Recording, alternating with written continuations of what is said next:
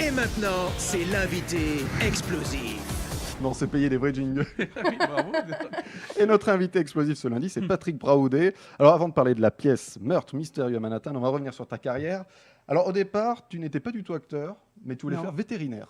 C'est pas que je voulais, j'ai été. Tu as été vétérinaire. Ouais, j'ai fait l'école vétérinaire de Maison-Alfort et après j'ai passé mon doctorat et j'ai été veto.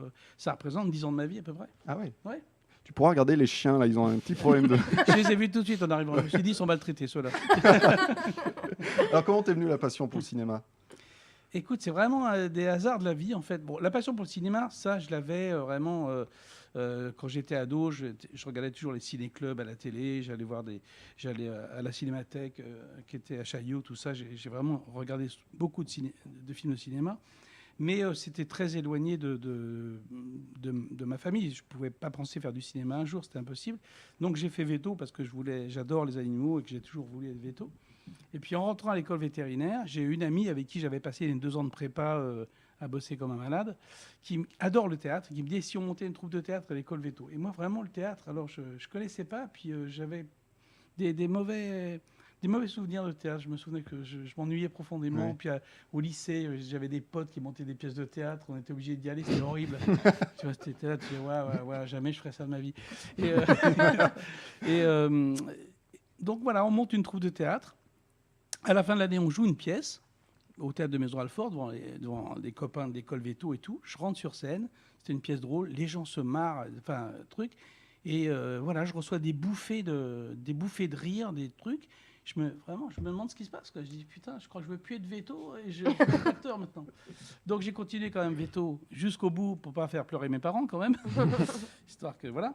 Et puis, mais quand je suis sorti de l'école vétérinaire, je savais que je serais pas veto et que j'essaierais de faire, en tout cas, j'essaierais de faire acteur. Voilà. Donc t'es prêt à me passer au théâtre.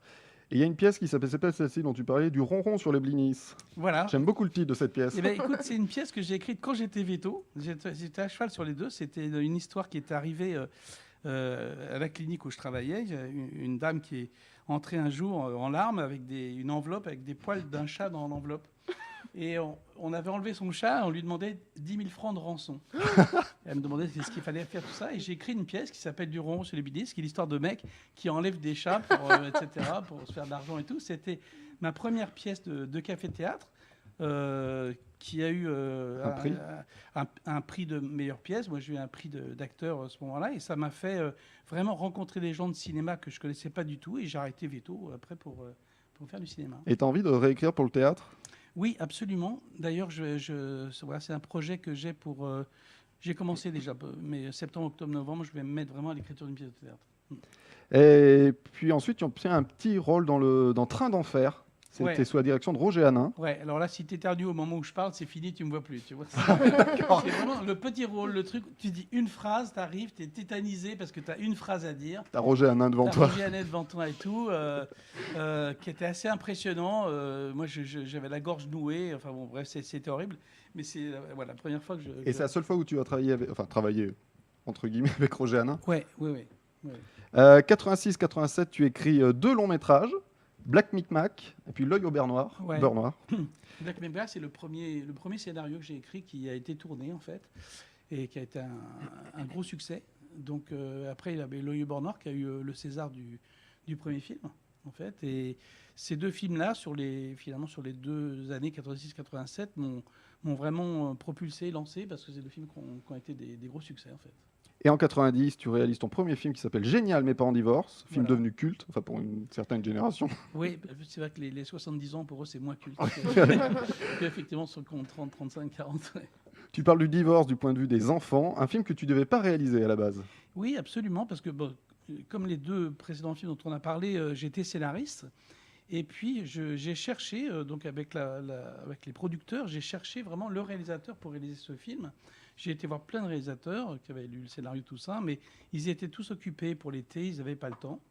Et un jour, mes 2 producteurs, qui sont Anne-François et Christophe Lambert, l'acteur, qui a produit mes 2 premiers films, m'invitent à dîner et il me dit, écoute, on ne trouve pas de réalisateur, mais on te propose de le réaliser. On sent que la manière dont tu as écrit le scénario, tu dois bien connaître les enfants et tout, on te propose de le réaliser. Mais tu joues pas dedans. Ah. Alors j'ai écrit un rôle, parce que moi je voulais être acteur au départ. Alors, on me dit, mais voilà, comme tu n'as jamais réalisé ni de court-métrage, ni rien du tout, il faut que tu te concentres, tu joues pas dedans. Et moi, je leur dis, bah non, je joue dedans et vous trouvez un autre réalisateur. Alors là, ils sont tombés, ils se sont dit, mais le mec est dingue quand même, on lui propose de réaliser un film, et il préfère jouer son rôle dans le truc. Et Christophe, il a été génial. J'avoue, Christophe, il a dit, eh ben, tu fais tout, là, je te fais confiance. Voilà. Ah ouais. Ouais. Et voilà, et donc j'ai tout fait. Et tu joues Victor, l'institut. Je joue l'instituteur, voilà, absolument, dans Génial, mes parents divorcent. Ouais. Il paraît qu'après le film, tu as reçu énormément de courriers. Incroyable. Mais comment tu sais ça? Ah, mais parce que j'ai bossé, hein, Patrick. Ça se voit pas comme ça. Oui, oui. Bah, c'est vachement marrant parce qu'en fait, moi, c'était mon premier film comme réalisateur. Donc, je fais le film sort, il marche plutôt pas mal. Et je reçois derrière mais des tonnes de courriers. C'est-à-dire que je recevais des sacs de facteurs. Ah, Il y oui. avait de sacs en toile avec les lettres dedans, tellement il y en avait. Les facteurs, ils déposaient des sacs, quoi. Et je pensais que c'était comme ça quand on faisait un film, on recevait des sacs de trucs. Mais ça m'est arrivé qu'avec Génial, mes parents divorcent, en fait. Mais le film avait tellement touché les enfants dont les parents avaient divorcé et les parents qui avaient divorcé, qui pouvaient tout d'un coup déculpabiliser et parler avec les enfants, qu'en fait, j'ai reçu un courrier incroyable pour ce film. Ouais. Ça s'est pas reproduit après. Comme quoi. Ouais. Et tu as des nouvelles des enfants avec les... Écoute, c'est très marrant, mais avant-hier, sur Facebook, je vois qu'il y a deux des enfants qui sont maintenant grands, qui ont 35 ans, qui sont acteurs tous les deux, Gianni Giardinelli. Putain, j'ai un trou, c'est horrible parce que en fait, je l'adore en plus. Enfin bon, bref, je vois qu'ils postent une photo parce qu'ils sont restés potes depuis Génial, mes parents divorcent tous les deux. Et ils faisaient une petite balade, je sais pas où ils devaient être, au Maroc, je sais pas où. Ils postent tous les deux. Et donc, moi, j'ai tagué à côté tous les autres avec qui je suis resté en contact, parce que je suis resté en contact avec plein des enfants, en fait. Ouais, Adrien Diran, qui joue le jeune héros, lui, il m'avait dit, après le film, il m'avait dit, tu sais, je ferai un seul film, c'est celui-là, j'en ferai plus après, mais je t'ai trouvé sympa, donc je t'ai dit OK pour faire le film, mais je serai photographe d'architecture. Et il est photographe d'architecture. Ah ouais. Ouais. Il vient d'être papa il n'y a pas longtemps. Et puis, voilà, enfin, je suis resté vraiment en contact avec, pas tous, parce qu'il y en a, je ne sais pas où ils sont, ce qu'ils sont devenus, mais au moins 7 ou 8, donc j'ai régulièrement des nouvelles. Eh bien, ils sont là. Ouais. Tu avais tourné avec Jennifer Loré dans Camping Paradis. Tu as Ouais. retrouvé Voilà, je l'ai en retrouvé à 2012. ce moment-là, oui, absolument. Je vais le faire. En 93, c'est la comédie 9 mois, encore une comédie culte, Ouais. que tu as écrit avec Daniel Russo. Enfin, co-écrit. Ouais, enfin, oui, enfin, c'est pas exactement comme ça. Disons que Daniel est mon cousin. Oui, j'allais y venir. Il se trouve que ma femme était enceinte et puis je vais faire un brunch avec Daniel et sa femme, comme ça. Et puis on commence à rigoler parce qu'il me raconte un petit peu tout ce qui lui est arrivé pendant la grossesse de sa femme et tout, la couvade qu'il avait fait. Enfin, on commence à déconner là-dessus. Et moi, je raconte aussi des trucs. Et puis à la fin du brunch, je dis à Daniel, attends, faut faire le film, c'est trop marrant et tout. Donc, voilà, comme Daniel est à l'idée du truc, évidemment, je l'ai mis au scénario, mais j'ai écrit le scénario, voilà, en fait. Mais c'est une grande histoire entre Daniel et moi, un grand souvenir. Alors, comment tu as appris un peu par hasard que c'était ton cousin? Ouais, il sait tout. Ben oui, absolument, c'est vrai. Parce que, en fait, la mère de Daniel et ma mère étaient cousines germaines, mais des cousines qui se voyaient plus tellement, en fait. Et donc, j'ai jamais vu Daniel quand il était petit. Jamais. Et puis, quand j'écris donc Black Big Mac, mon premier scénario dont tu as parlé tout à l'heure, je me suis écrit un rôle dedans avec Thomas Gilou, qui était le co-auteur, qui devait être le réalisateur. On a écrit un rôle dedans qui devait être le copain de Jacques Villeray. Et au moment de faire le film, le producteur, Christian Fechner, qui était un ami de Jacques, dit pour le pote de Villeray, moi j'ai un copain que je vais mettre dedans, etc. Tout ça, et il met Daniel Russo. Donc moi, mon rôle, il saute. Et donc, je me souviens, ma mère me dit, alors tu vas tourner, tu vas jouer, etc. Tu es content? Et je dis, bah non, je ne vais pas jouer parce qu'il y a un autre acteur qui prend le rôle, je ne connais même pas, il s'appelle Daniel Russo.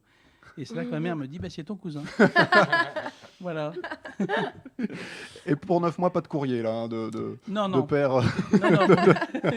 Le mec angoissé qui t'insulte en disant, mais putain, espèce de salopard, pourquoi t'as fait un film comme ça? Ma femme a veut un mot maintenant.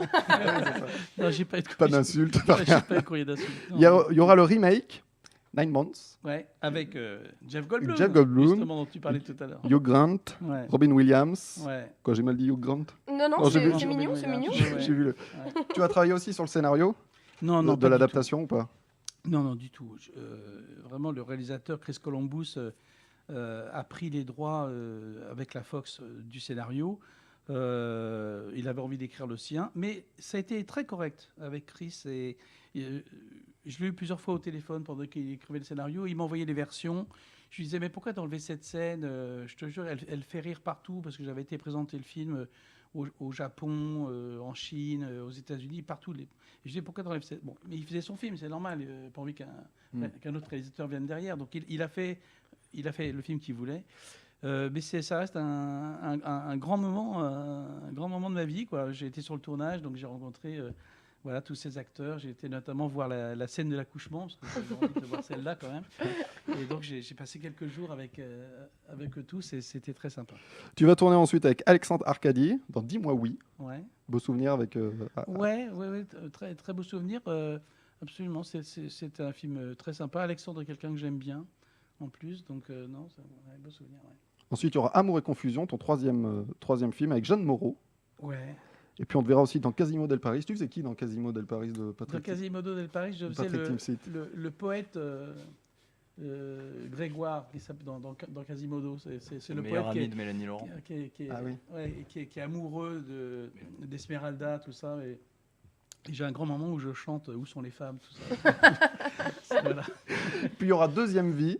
C'est en 2000, Deuxième Vie. Un peu notre retour vers le futur français. Oui, Ouais. c'est ça. Hein. Ouais, un peu, ouais. Alors, on en parlera un peu plus longuement avec Gilles tout à l'heure. Oui, Tu tu spoil. teases, c'est Je bien, spoil ouais. un peu. C'est bien. Tease. On retrouve Je Daniel crains, Rousseau. il a les yeux de Yann Moix, il va me défendre. Non. Ah bon, non. Merci pour la comparaison. Non, Sûrement pas. Yann Moix, c'est une super comparaison. Ça. Ah oui, oui, mais Non, je suis moins méchant franchement, que lui. c'est Mais mec, il est pas brillant quand il est même. pas virulent. Moins, Non, mais il est beaucoup pas moins. virulent toujours. Ton dernier film en tant que réalisateur, c'est Is No Good avec Michael Youn. Ouais. Et c'est un des derniers films avec Jacques Villeray aussi, en 2005. Oui, c'est pas le dernier que Jacques a tourné, mais Oui. c'était un moment vachement douloureux, en fait, très, très difficile. Parce qu'en fait, Jacques est mort 15 jours avant la sortie du film. Ah oui. On est en pleine promo. Toutes les émissions sont prévues.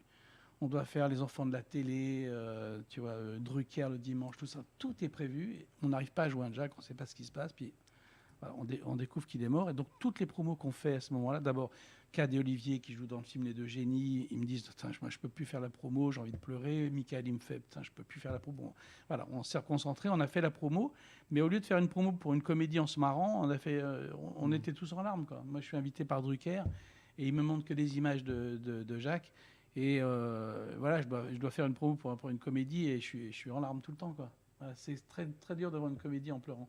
Oui, c'est vrai. C'est très compliqué. Et ça a été facile d'adapter la BD?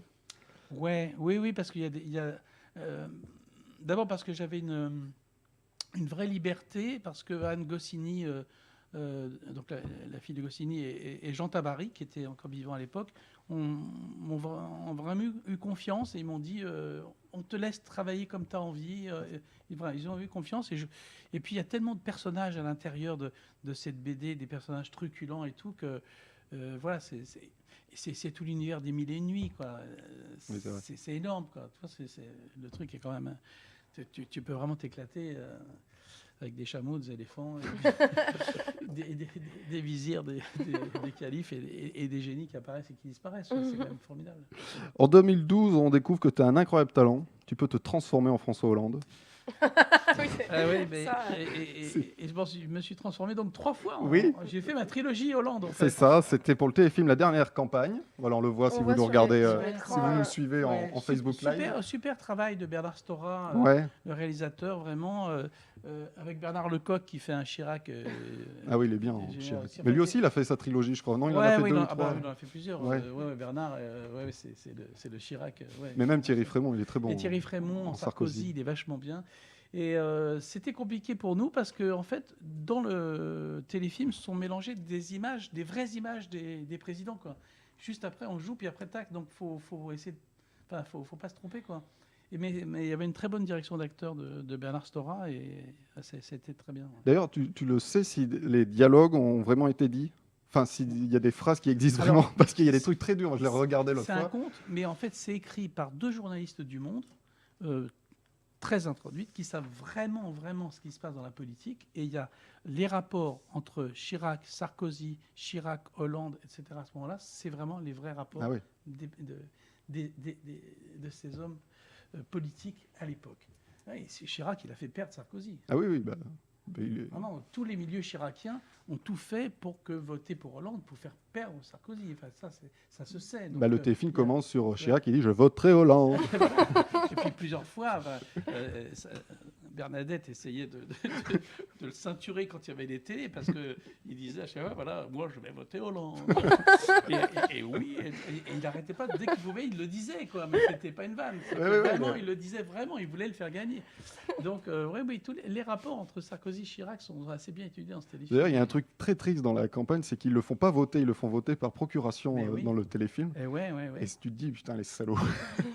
Oui, absolument. Je crois que c'est effectivement Bernadette Chirac qui a pris la Ouais, ouais. procuration pour voter. Et d'après ce que j'ai entendu, même, enfin, je sais pas, mais elle n'a pas voté ce que lui Ah aurait bah, voulu voter. C'est marrant, on s'en doute un peu. Ensuite, c'est Yvan Attal qui fera appel à toi Ouais. dans Ils sont partout. Ouais, ils sont partout. Il y avait une scène qui clôturait le film où il y avait un président de la République qui trouvait la solution pour que la France sorte du marasme économique, c'est que tout le monde devienne juif. Et je trouvais que c'était vraiment drôle, cette parodie comme ça et tout. Et donc Yvan m'a dit, tu veux pas refaire Hollande pour le film, etc. Et tout. Bon, c'était assez amusant. Donc j'ai dit, ok, j'y vais. Et la trilogie se termine avec le Et film la de Clint trilogie Eastwood. se finit avec Clint Eastwood qui me demande de faire Hollande, en fait, dans son dernier film qui traitait de l'attentat du Thalys, Mhm. puisque les 3 Américains et l'Anglais qui ont sauvé, on peut dire vraiment, les passagers du train ont été décorés par Hollande. Donc il m'a demandé de faire Hollande dans ce truc-là. Alors il se trouve que c'était sympa de rencontrer Clint Eastwood. Ouais. C'est quand même un personnage et tout. C'est drôle, on a tourné à l'Élysée, j'étais en Hollande et tout. Les gens croyaient que Hollande était revenu à l'Élysée. Les personnels de l'Élysée, ils s'étaient vachement surpris. Ils disaient, ouais, ils s'étaient paumés. Ils disaient, qu'est-ce qu'il fait là et tout. Et Messi est venu me dire, vous savez, ils se demandent pourquoi Hollande est là et tout. Ils ne comprenaient plus ce qui se passait. C'était assez drôle. En fait, il a fait un film, Clint Eastwood, très documentaire. Il voulait que, d'ailleurs, il a pris les 4 vrais héros ouais. du Thalys pour le jouer. Il a repris des gens qui ont vraiment été dans le train, etc. Tout ça, il voulait que ce soit vrai. Et en fait, Hollande n'avait pas le droit de revenir à l'Élysée. Il y a une loi, en fait. Ah ouais ? Ouais, parce qu'il voulait que Hollande joue le rôle, refasse vraiment la décoration, etc. Tout ça. Et il se trouve que Macron était, je crois, en Russie ou en Chine, je ne sais pas, le moment où on devait tourner. Et j'ai appris ça après, c'est que Hollande n'avait pas le droit d'être dans l'Élysée parce qu'un ancien président n'a pas le droit d'être là si le nouveau président n'est pas là. Ah ouais. Voilà. Donc en fait, ils avaient prévu leurs arrières, si tu veux, en demandant à un petit gars de faire Hollande. Donc je l'ai fait. Et puis en fait, la production m'a appelé quelques mois plus tard, au moment où ils étaient au montage, pour me dire finalement, nous avons obtenu les images d'archives. Peut-être que Hollande ne voulait pas donner à l'époque, ou je ne sais pas. Donc finalement, j'ai été exit. On me voit de dos. Ouais, on l'a vu dans le truc. Je n'ai même pas vu le film d'ailleurs. On te voit de. Voilà. Ah, c'est là de dos. Moi, j'ai vu le film et effectivement, le montage est extrêmement ingénieux. Ouais. C'est extrêmement ingénieux. Passer de mon dos à... dos et même un peu profil, lunettes et tout. Ça le faisait. Je faisais pas mal Hollande dedans. Ouais. Mais du coup, tous les trucs, les discours que j'ai fait, tout ça, ne sont pas dedans en fait. Oui, c'est le discours de Hollande, effectivement, original. On voit vraiment le discours original de Hollande. Et il paraît que tu n'as pas du tout été étonné pour la première fois qu'on t'a demandé de faire Hollande, parce que les gens dans la rue te prenaient pour Hollande. Ah. C'est arrivé ? Non, les gens ne me prenaient pas pour Hollande avant. Non, ce qui s'est passé, c'est quand il y a eu le film La Conquête sur Sarkozy. Ah oui. Tu sais, avec... Denis Podalides. Oui. C'est ça. Ah, t'as gagné une pantoufle. Merci. Denis Podalides. Merci. En fait, mes mômes à l'époque m'ont dit, quand Hollande est devenu président, ils m'ont dit, attends, s'il y a un film sur Hollande, c'est toi qui le fais. Ça va être sûr, ça va être pour toi. Moi, j'avais jamais vu le truc avant. Il m'a dit, je te jure, ça va pas, ça va. Donc, j'étais pas trop surpris quand on m'a appelé.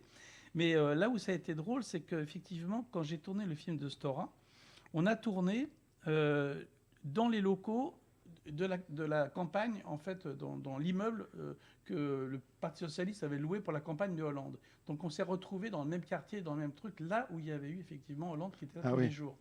Et donc un jour, je sors pour me détendre un peu. On tournait des scènes à l'intérieur. Je sors à l'extérieur dans la rue, en Hollande. Et il y a un gars du quartier qui arrive et qui me dit Ah, vous êtes revenu. Dites-moi. Alors, vous êtes revenu, mais président, maintenant il était président, il n'était plus candidat.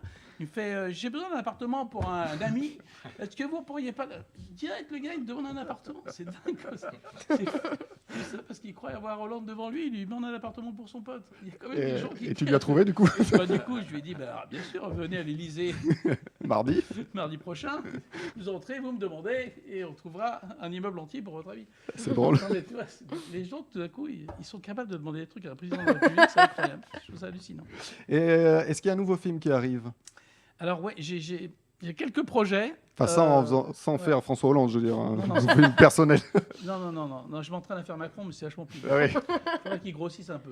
Je lui en ai parlé, je lui ai dit Attends, Emmanuel, je ne vais pas me mettre au régime, non, prends tout un peu. Bon, ouais. Oui, non, j'ai 2 projets de films voilà, qui sont sous le coude. Je suis surtout au théâtre cette année, en fait. Et puis, j'ai vraiment envie d'écrire une pièce de théâtre aussi. Mais voilà, il y a des projets qui sont là aussi. Ouais. Léa, une petite anecdote avec Patrick Braoudé. Je vois de quoi tu parles. Oui, je connais toute sa vie. Oui. Je connais toute la tienne et toute Oui, c'est vrai que j'avais une anecdote que j'avais racontée en off à Thibaut et Gilles quand j'ai su que tu venais à la radio. C'est que moi, j'ai vu Deuxième Vie au cinéma. J'étais jeune, c'est en quelle année Deuxième Vie 2000. Ouais, j'avais 12 ans. Et c'est extrêmement rare que j'aille au cinéma si jeune. En fait, moi, j'ai un papa qui n'est pas très cinéma du tout, qui est plus match de foot, information, tout ça. Et mon papa va jamais au cinéma. Et il y a 3 films qui m'ont emmené voir de toute ma vie au cinéma. Et c'est Le Dîner de con, La Vérité si je mens et Deuxième Vie. Il y a quand même un truc. Il y a quand même un truc. Et du coup, voilà, je me rappelle d'avoir vu Deuxième Vie au cinéma avec mon père. Donc c'est un souvenir rare. Voilà. Sympa. Tout à l'heure, on parlera de Meurtre mystérieux à Manhattan, mais on se retrouve tout de suite après Cinéma Staff, Netsugen, toujours avec Patrick Braoudé. Et maintenant, c'est l'invité explosif. Et oui, deuxième partie avec notre invité Patrick Braoudé. On te retrouvera à Avignon dans la pièce Meurtre mystérieux à Manhattan, c'est à partir du 6 juillet. C'est au Théâtre Actuel. Alors l'histoire, ah oui. À l'atelier Théâtre Actuel. L'atelier Théâtre Actuel, très bien. Je n'avais pas cette info. J'avais toute ta vie, sauf cette. Toutes les anecdotes sauf ça. Alors l'histoire, c'est quoi? Alors, Meurtre mystérieux à Manhattan, c'est un film de Woody Allen. Oui. C'est un de ses grands films. C'est un film qu'il fait à nouveau avec Diane Keaton après avoir divorcé de Mia Farrow. Il était rentré avec Mia Farrow dans des sujets drôles aussi, mais un peu plus compliqués. Il divorce et puis, il se sépare et puis là, il revient à la vraie comédie comme il faisait avant. C'est avec Diane Keaton, donc son ancienne partenaire et tout. Il revient à la vraie comédie. C'est une comédie policière. C'est l'histoire d'un couple qui se fait un peu chier dans la vie. Et puis, elle, franchement, elle se demande pourquoi elle est encore avec lui. Elle se pose des questions. Et tout d'un coup, sur le palier de leur appartement, en face, il y a une femme qui meurt. Et elle est sûre que c'est son mari qui l'a tuée. Et un peu comme dans Fenêtre sur cour, elle est persuadée de ça. Donc, elle va commencer à enquêter. Et son mari, donc le personnage de Woody Allen que je joue moi, il a vraiment pas envie de se mettre dans des histoires comme ça. Il apprend pour être cinglé et tout. Et il va être entraîné, malgré lui, par sa femme, dans cette histoire policière comme ça, où elle a envie elle est persuadée qu'il y a un meurtre, et elle va le mêler à tout ça, et ils vont avoir des peurs terribles, et ils vont vraiment enquêter tous les deux et tout. Et c'est très drôle, et en même temps, ça parle aussi du problème du couple, et en même temps, c'est une histoire policière avec une vraie intrigue, avec un vrai suspense. Est-ce que le mec est vraiment un meurtrier ou pas? Est-ce qu'il risque leur vie? C'est vraiment un des grands films, je trouve, de Woody Allen, et au théâtre, ça a été très, très bien adapté par Elsa Royer. Ouais. Bah justement, tu vois, tu réponds à toutes mes questions. J'allais dire qui s'est occupé de l'adaptation. Voilà, c'est Elsa Royer. C'est Elsa Royer, donc, qui a fait la mise en scène aussi. Qui est une jeune metteur en scène, en fait, que je connaissais pas au départ, mais qui est venue me proposer le projet, et donc qui fait la mise en scène du spectacle, une mise en scène très très moderne, et avec des projections. On est dans les rues de Manhattan, on est dans les immeubles new-yorkais, voilà, on y est. Et puis il y a Virginie Lemoine, donc, qui joue ma partenaire, qui joue le rôle du Dan Keaton, et puis plein d'autres acteurs, Catherine Osmalin, Gaël Biodano, Benjamin Boyer et Luc Gentil. Voilà, il y a vraiment une bonne troupe, et on s'amuse. On a fait notre général la semaine dernière. C'est la première fois qu'on jouait devant un tout petit public parce que c'était vraiment pour voir si on avait encore des trucs à faire, comment ça se tenait. Et on était ravis, ça s'est bien passé. Maintenant, on a un mois à attendre pour commencer le 6 juillet à Avignon. Donc là, vous êtes en pleine répète. Dernier Oui, réglage peut-être. absolument, un des derniers réglages. Voilà, il y a des moments prévus de répétition, de trucs pour régler les dernières choses, tout ça. Ouais, Et l'adaptation est fidèle au film? Oui, c'est très fidèle au film. D'abord parce qu'Elsa Royer est une fan de Woody Allen. Donc vraiment, elle a repris des phrases cultes qu'il y a dedans, des situations, tout ça. C'est très, très, très fidèle. Ce qui n'est pas évident, des fois, d'adapter un film au cinéma. Surtout ce film où vraiment, ça se passe dans les rues de New York, ça se passe dans des restaurants. Enfin, il y a vraiment New York qui est très présent. Mais c'est vrai que maintenant, au théâtre, avec les projections qu'on peut utiliser, on peut faire voyager finalement le public beaucoup plus qu'avant. On peut vraiment créer des vraies ambiances. Donc il y a une belle scénographie. Oui, il y a une très belle scénographie, une musique très très sympa. On est dedans, on est assez content de jouer cette pièce de Woody Allen, j'avoue tous. Ouais. C'est truculent, on a envie d'y être déjà. Donc Avignon, ça sera les premières dates quasi. Ah ouais, c'est le 6 juillet, ça va être la première. Quoi. Ouais. J'ai pas dit l'horaire, c'est à 15h. C'est à 15h25. C'est ça. Voilà, ça paraît bizarre comme ça, mais Avignon, pour ceux qui ne savent pas, le Festival d'Avignon, c'est un truc incroyable. C'est-à-dire que de 9h du matin jusqu'à minuit, il y a des pièces partout. Il y a, donc pendant 3 semaines, n'importe quelle petite cave, n'importe quel petit garage devient un théâtre. Et là, j'ai reçu le programme et tout. Au Festival Off, il y a 1580 pièces qui se jouent en 3 semaines. Je ne sais pas si vous voyez le truc. Donc, des jeunes troupes viennent montrer, des jeunes acteurs viennent montrer ce qu'ils savent faire. Parce qu'il y a évidemment tous les gens du théâtre français qui viennent pendant ce moment-là. Donc, c'est effervescent. Les gens balancent leurs tracts dans les rues, vont au café pour dire aux gens, venez voir mon truc que je fais. C'est vachement bien. Je joue avec des potes qui sont bien. Enfin, tout le monde essaie de convaincre les spectateurs qui se baladent dans les rues et tout ça. À peine tu as mis ton affiche que 10 minutes après, dans l'autre carré, le mec qui met la scène par-dessus. C'est la bagarre des affiches, la bagarre des tracts, la bagarre tout ça. C'est une ambiance vraiment à vivre. Et peut-être à Paris ensuite la pièce? Oui, elle est prévue après à Paris, évidemment.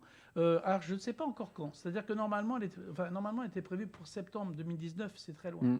Très loin. Mais il y a peut-être une opportunité pour qu'on joue à la rentrée, là. Enfin, on attend ça, j'espère vraiment, parce que moi, je suis chaud, là. Chaud patate. Après Avignon, ouais, chaud grave. Et c'est vrai que j'ai envie de jouer la pièce en septembre, là, plutôt que d'attendre plus tard. Voilà. Ah bah oui, on essaiera de venir te voir dans ce cas en septembre. Ouais, parce qu'Avignon, tu ferais pas l'effort de... Mais non, mais je joue à la même horaire. C'est vrai. Je te jure, on joue à 15h25. 15h30, on joue, nous. Waouh, tous les jours? Tous les jours. Nous, on a un jour de relâche. Ah, bah tu pourras venir nous voir. C'est moi qui vais être obligé. Je peux passer un message Mais oui. à mon producteur, si tu m'entends. Est-ce que mes comédiens peuvent se passer de moi une journée pour que je puisse aller voir la pièce avec Patrick Braoudé, s'il te plaît? C'est toi qui mets en scène? C'est moi qui mets en scène, ouais. Un macabé Dans la baignoire. Pas mal. On a reçu une réponse. Non.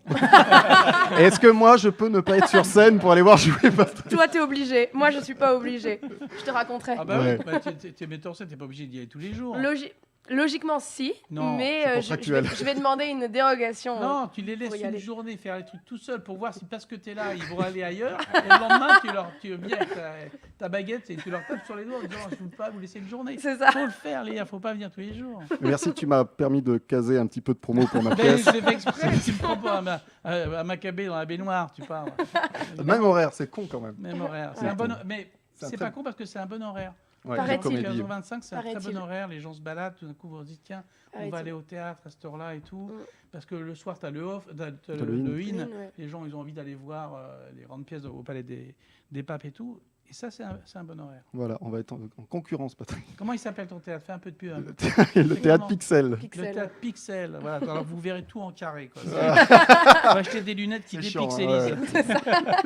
Il y a également les expos photos, on en a parlé un petit peu au début, mais on va le rappeler quand même. À Toulouse, du 7 juin au 31 août. Ça s'appelle Ouais. Les Mi-temps, cette Ouais, cette expo. parce que ça s'appelle les mi-temps parce que en fait je fais beaucoup de photos de rugby depuis quelques temps.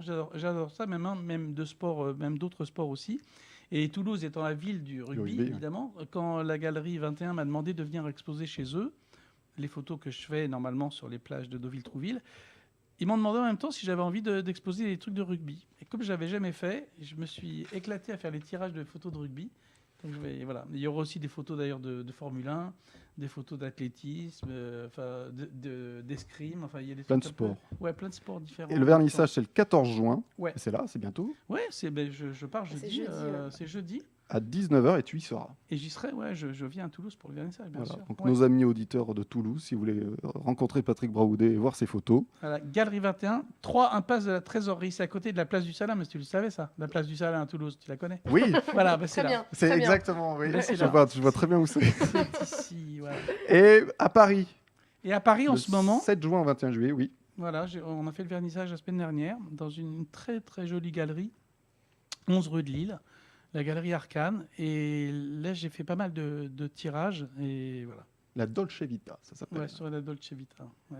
Voilà, et ben voilà, c'est un de nos amis auditeurs. Si vous êtes à Paris, vous pouvez aller voir les photos de Mais Patrick. oui, avec plaisir. Ah oui, pardon. Parce que je vois les gens en off qui me font des. Non, parce qu'on fait une émission Voilà. en public On aujourd'hui. fait en public et on me dit oui, j'irai. Voilà. Tu fais de la photo depuis quand? Je fais de la photo depuis. J'ai eu mon bel appareil photo quand j'avais 17 ans. Et je fais de la photo depuis ce temps-là, depuis 2 ans donc. Et, voilà, j'ai toujours fait de la photo, mais ça fait 4 ans que, vraiment par un hasard total, en fait, je fais des expos. Avant, je faisais donc des photos que je mettais un peu sur Facebook comme ça pour m'amuser. Et puis il y a une dame qui m'a poursuivi pour faire absolument une expo à Villerville. Elle faisait un festival de cinéma, en fait. Il y avait un casino cinéma avant à Villerville qui ne passait plus de films depuis très longtemps. Elle s'est dit, c'est idiot, dans cette ville où a été tourné quand même un singe en hiver, avec Belmondo et Gabin, c'est idiot qu'il n'y ait pas de salle de cinéma. Donc elle avait eu envie de refaire revivre ça. Elle a fait un festival. Et comme elle voyait que je faisais des photos de la Normandie et que j'étais réalisateur, elle m'a poursuivi pour que je fasse une expo pour l'inauguration de son festival. Je ne voulais pas. Et un jour, elle m'appelle, elle me dit, vous avez rendez-vous chez tel laboratoire. Je leur ai montré, c'est un très gros laboratoire de photos de Paris. Vous avez rendez-vous avec le PDG du labo. Je lui ai montré vos photos. Il adore. Il fait tous les tirages gratuits pour le truc. Et tout.